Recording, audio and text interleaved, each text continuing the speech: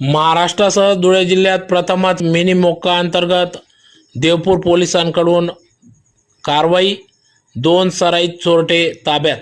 महाराष्ट्रात व जिल्ह्यात प्रथमच मिनी मोक्का अंतर्गत देवपूर पोलीस ठाण्यात 2 जणांवर कारवाई करण्यात आली असून देवपूर पोलीस ठाण्याचे शोध पथक, तपासी अंमलदार यांनी ही कामगिरी केली असून भारतीय न्याय संहिता सन 2023 अन्वये सुधारित कलमान्वये किरकोळ संघटित गुन्हे करणाऱ्या 2 आरोपींना जेरबंद केले।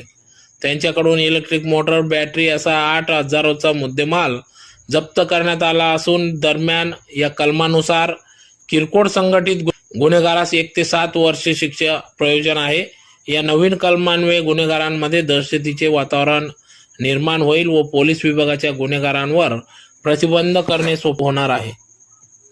देवपुरातील रघुनाथ वाडके याच्या घराच्या कंपाऊंड मधून